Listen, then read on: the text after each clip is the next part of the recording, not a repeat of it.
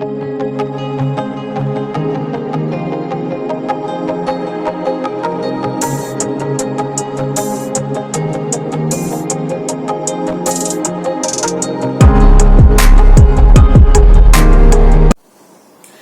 Viewers, welcome back to my YouTube channel Sarina's accounting classes. जैसा कि आप जानते हैं, मैं अपनी वीडियोस में लेकर आती हूँ आपके लिए बेसिक अकाउंट्स कॉन्सेप्ट्स। जो बच्चे 11th स्टैंडर्ड में आए हैं, जिन्होंने अकाउंट्स सब्जेक्ट ऑप्ट किया है, उनके लिए मेरी वीडियोस बहुत हेल्पफुल होने वाली हैं। तो प्लीज़ मेरी वीडियोस को लाइक, शेयर और सब्सक्राइब कीजिए और पूरा देखिए।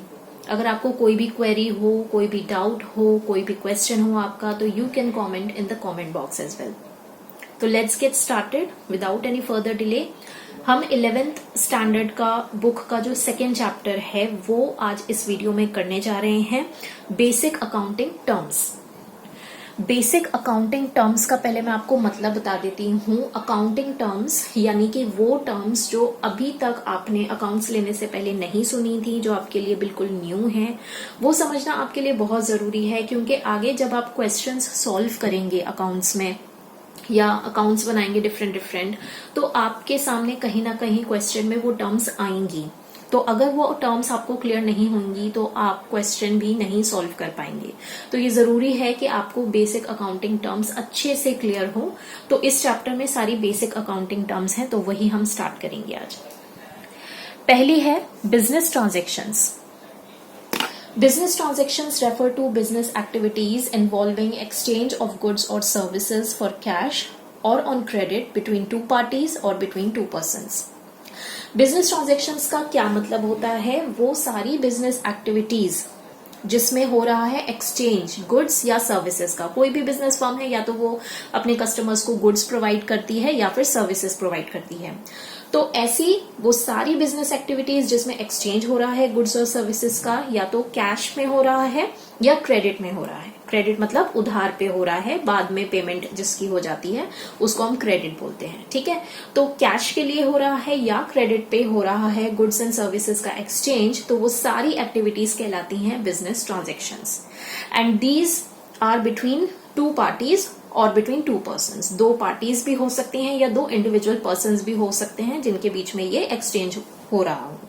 ठीक है, तो ये बिजनेस ट्रांजेक्शंस कहलाते हैं। Purchase and sale of good हो गया। ठीक है, कोई भी बिजनेस फर्म परचेज या सेल ऑफ गुड्स कर रही है। Payment and receipt of money हो रही है, या तो पेमेंट कर रही है अपने रॉ मटेरियल जो खरीदा जाता है उसके लिए, या अपने कस्टमर से रिसीव कर रही है रिसीट। ठीक है, कोई एक्सपेंस मेड है, ठीक है, बिजनेस फर्म द्वारा। तो ये सारी कुछ भी एक्टिविटी हो रही है तो वो बिजनेस ट्रांजेक्शन कहलाती है। ठीक है, क्लियर है। बिजनेस ट्रांजेक्शंस के 3 मेन फीचर्स होते हैं जो आपको जानने बहुत ज्यादा जरूरी हैं। First feature is these must be financial in nature. Business transactions जो हैं बिजनेस से रिलेटेड हैं तो फाइनेंशियल होनी चाहिए नेचर में, यानी पैसे से संबंधित होना चाहिए। बिजनेस का मतलब ही है जो पैसा कमाने के लिए कैरी ऑन किया जा रहा है, राइट। तो फाइनेंशियल इन नेचर होनी चाहिए ये business transactions. For example, good health of the general manager is of great use to the business but it has no financial character. मान लीजिए मैं आपसे कहूं कि इस कंपनी का जो जनरल मैनेजर है उसकी हेल्थ बहुत अच्छी है, तो हेल्थ बहुत अच्छी है, ये अच्छी बात है, बिजनेस फर्म के लिए भी अच्छी बात है कि एक हेल्दी एम्प्लॉय उनके पास है। लेकिन क्या इसका कोई फाइनेंशियल कैरेक्टर है? इससे कोई मॉनेटरी बेनिफिट मिलेगा बिजनेस फर्म को? नहीं मिलेगा। तो this is not a business transaction, नहीं है ये, राइट। इसकी ना कोई फाइनेंशियल कैरेक्टर है, ये जो पॉइंट मैंने कहा कि गुड हेल्थ है जनरल मैनेजर का, तो ना तो इसका कोई फाइनेंशियल कैरेक्टर है, ना कोई इकोनॉमिक वैल्यू है, ना कोई इसकी एक्सचेंज वैल्यू है। क्या अच्छी हेल्थ के बदले उसे कुछ मिलेगा? नहीं मिलेगा। ठीक है, so therefore will not be considered in accounting.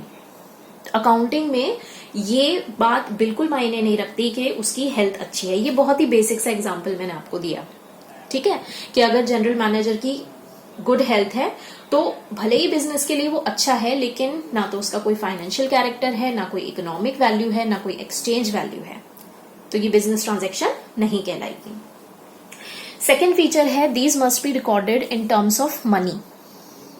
यानी बिजनेस ट्रांजैक्शंस जो भी हैं, छोटी है ट्रांजैक्शन या बड़ी है, लेकिन हमें उन्हें in terms of money he record करना होता है.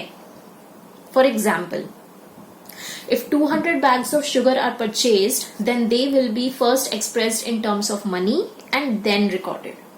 ठीक है, हमारे पास डेटा है, मान लीजिए कि बिजनेस फर्म ने 200 बैग्स खरीदे हैं शुगर के. ठीक है, परचेज किए हैं 200 बैग्स. तो हमें क्वांटिटी तो पता है, लेकिन हमें उसकी वैल्यू नहीं पता है कि कितने वैल्यू के खरीदे हैं. तो जब तक हम उनको in terms of money convert नहीं करेंगे, तब तक उसकी रिकॉर्डिंग नहीं होगी. तो business transactions must be recorded in terms of money. Alright, third feature देखिए बिजनेस ट्रांजैक्शन का. These must have an effect on assets, liabilities, capital, revenue and expense. क्या मतलब है इसका? तीसरा फीचर जो बिजनेस ट्रांजैक्शंस का है कि these must have an effect on asset, यानी कि बिजनेस ट्रांजैक्शन ऐसी होनी चाहिए. बिजनेस ट्रांजैक्शन का क्या मतलब बताया? बेसिक एक्टिविटी जो बिजनेस में चलती रहती हैं, ठीक है, on a daily basis.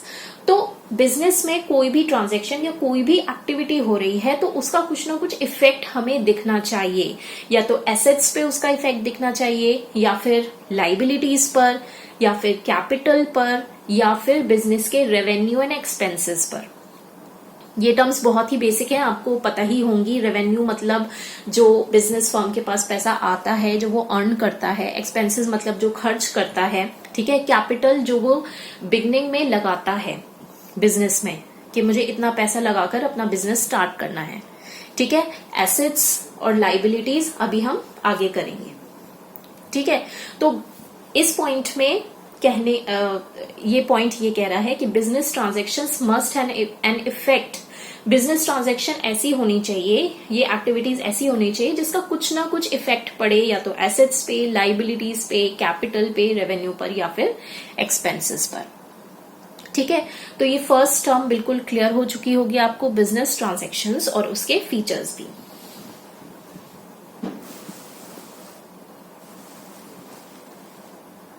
Next accounting term is assets. Assets are things of value owned. ठीक है, अब मैं आपको बताती हूँ एसेट्स का मतलब. एसेट्स का मतलब होता है जो बिजनेस फर्म्स की खुद की चीजें हैं, जिनकी वैल्यू है और जो वो खुद ओन करता है, यानी कि उसकी खुद की है, उसे इसके बदले कुछ भी किसी को देना नहीं है, वो एसेट्स कहलाती हैं. ठीक है, assets are things of value owned. In other words, anything which will enable the firm to get cash or a benefit in future is an asset. For example, मैं आपको बताती हूँ. मान लीजिए एक बिजनेस फर्म की एसेट है machinery. ठीक है, मशीनरी जो वो खुद ओन करता है, उसकी खुद की है, उसे किसी को बाद में देनी नहीं है, और इसकी मशीनरी के बदले जब वो इस मशीनरी से प्रोडक्शन करेगा और फिर कस्टमर्स को अपना प्रोड्यूस्ड गुड देगा, तो उसे इसके बदले कैश मिलेगा या फिर कोई बेनिफिट मिलेगा इन फ्यूचर. तो ऐसी किसी भी चीज को, किसी भी थिंग को हम एसेट कहते हैं, जो खुद के द्वारा ओन की गई हो, जो खुद की हो.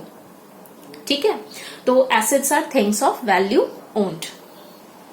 अब एसेट्स में ना कई टाइप्स होते हैं.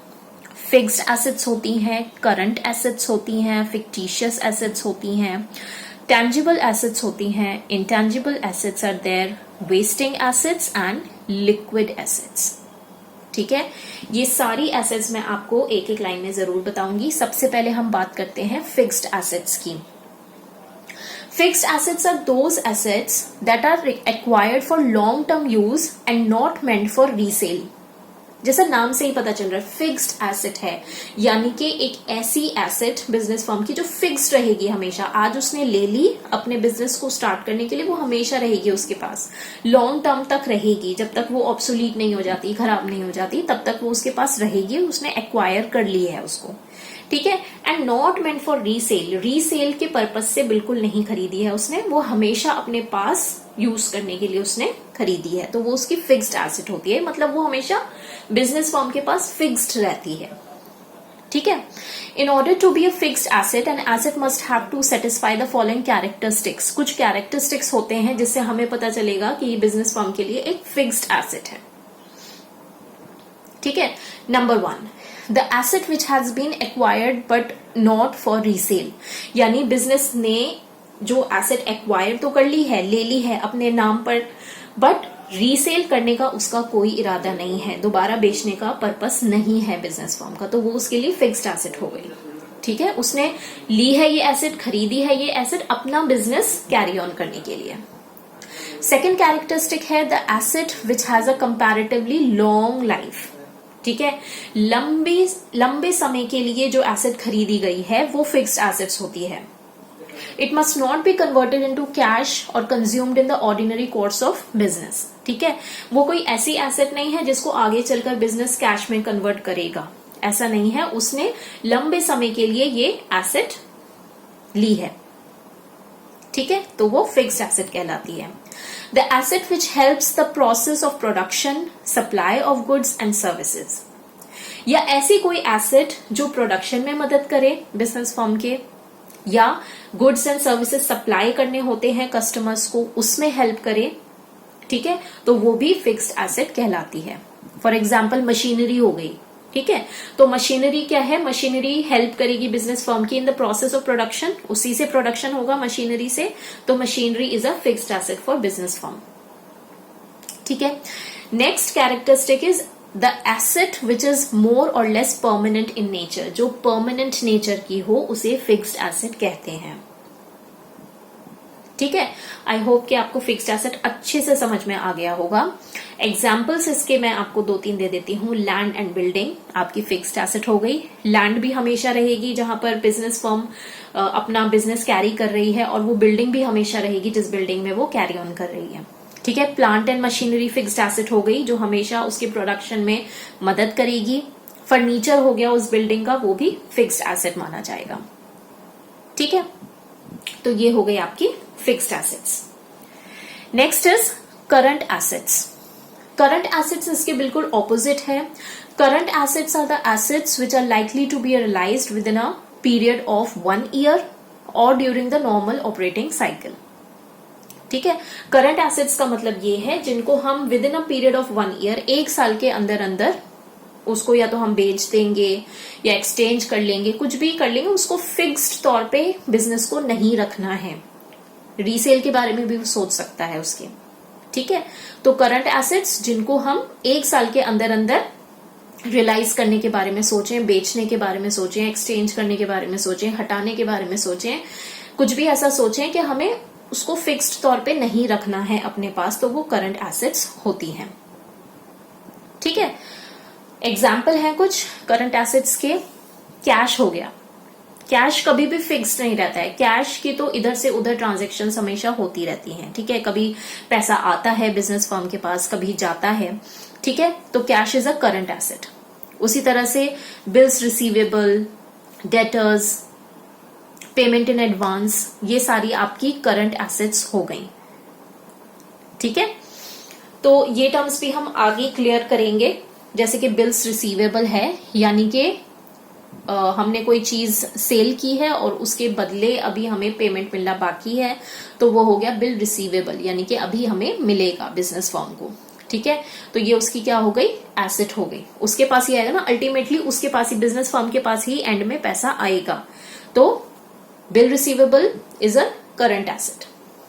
ठीक है, उसी तरह से payment in advance, business firm को कोई पेमेंट करनी थी तो उसने एडवांस में ही कर दी है, पहले से ही कर दी है। अब पहले से ही कर दिया है तो वो निश्चिंत हो गया कि अब मुझे पेमेंट नहीं करनी है, तो ये एक तरह से उसकी एसेट बन गई। ठीक है, तो ये हो गया करंट एसेट्स के कुछ 2-3 एग्जाम्पल। नेक्स्ट आते हैं आपका fictitious assets. Fictitious assets are the assets which do not have any physical existence. They are expected not to realize any value or render any service in future. देखिए, fixed assets वो assets होती हैं जिनका कोई physical existence ना हो, physically आप उन्हें देख नहीं सकते बट वो एग्जिस्ट करती हैं। ठीक है, आप उन्हें देख नहीं सकते, टच नहीं कर सकते, बट वो होती हैं। ठीक है। And they are expected not to realise any value, उसके बदले ना तो कोई वैल्यू आपको आगे मिलने वाली है, ना ही कोई सर्विस मिलने वाली है। ठीक है, जैसे कि example preliminary expenses. Preliminary expenses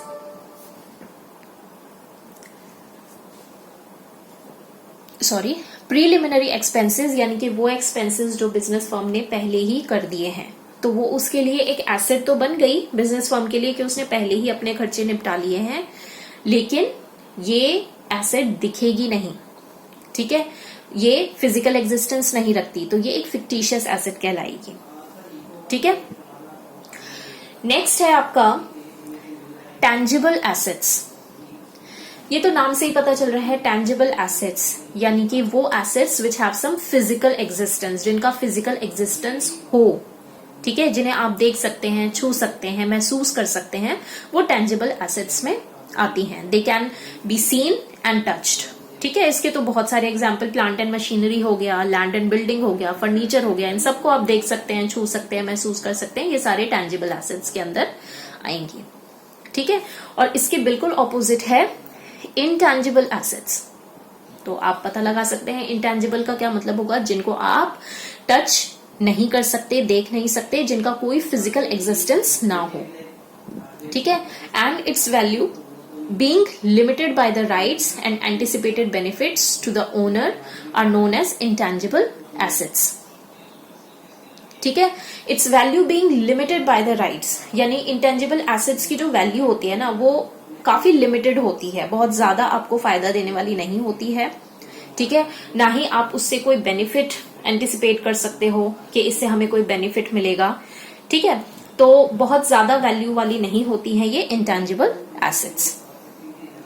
ठीक, तो इसके एग्जाम्पल मैं आपको देना चाहूंगी, एक बेसिक सा, जैसे कि ट्रेडमार्क होता है। आपको पता है हर कंपनी का एक ट्रेडमार्क होता है ना, जिससे वो पहचाना जाता है वो company.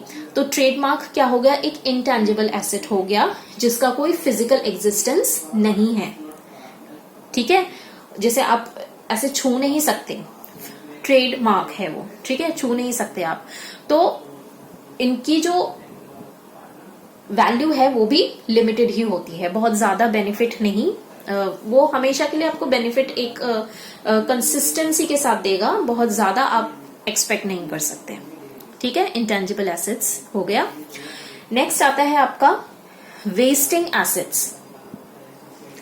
The fixed assets which have a limited useful life and which by nature depreciate rapidly are termed as wasting assets. ठीक है, वेस्टिंग एसेट्स क्या होती हैं? कुछ फिक्स्ड एसेट्स ऐसी होती हैं बिजनेस फर्म के पास जिनकी बहुत ही लिमिटेड लाइफ होती है, यानी बिजनेस फर्म को भी पता है कि बहुत ही लिमिटेड लाइफ है इस मेरे एसेट की। ठीक है, ज्यादा यूजफुल नहीं है, ज्यादा लंबे समय के लिए हम यूज नहीं कर पाएंगे इसे, तो लिमिटेड यूजफुल लाइफ होती है। ठीक है, और ऐसे जो एसेट्स होती हैं वो बहुत रैपिडली डेप्रिशिएट करती हैं, बहुत जल्दी उनकी वैल्यू कम होती रहती है। ठीक है, तो ऐसी एसेट्स जो हैं वेस्टिंग एसेट्स कहलाती हैं, क्योंकि they have a limited useful life and by nature they depreciate very rapidly. Alright, and the last one is liquid assets. The current assets which can immediately be converted into cash at short notice are liquid assets. Liquid assets वो assets होती हैं जिनको आप immediately cash में convert कर सकते हो। मान लीजिए बिजनेस फर्म को बहुत ही immediately cash की जरूरत है, तो कोई भी ऐसी asset जिसको वो convert कर सकता है cash में बेचकर, ठीक है, उस एसेट को बेचकर अगर उसे एक्सचेंज में कैश मिलता है, यानी कि वो कैश में कन्वर्ट हो सकती है एसेट। तो ऐसी एसेट जो कैश में कन्वर्ट हो सके, जिसके बदले हमें कैश मिल सके, वो भी एक शॉर्ट नोटिस पर इमीडिएटली। ठीक है, तो ऐसी एसेट्स कहलाती हैं लिक्विड एसेट्स। ठीक है, तो लिक्विड एसेट्स में मैं एग्जांपल आपको यही दूंगी कि liquid assets comprise all current assets. जितनी भी हमारी करंट एसेट्स होंगी वो लिक्विड एसेट्स भी कहलाती हैं। ऑलराइट, तो ये सारी हो गई टाइप्स ऑफ एसेट्स। वैसे तो बहुत सारी बेसिक अकाउंटिंग टर्म्स हैं, लेकिन क्योंकि वीडियो बहुत लंबी हो रही है इसलिए मैं सारी टर्म्स आपको इस वीडियो में नहीं बता पाऊंगी, बट आई मेक श्योर कि बाकी जितनी भी टर्म्स बची हैं वो मैं अपनी लेटर वीडियोस में आपके लिए लेकर जरूर आऊंगी। इस वीडियो को please like, share and subscribe करें।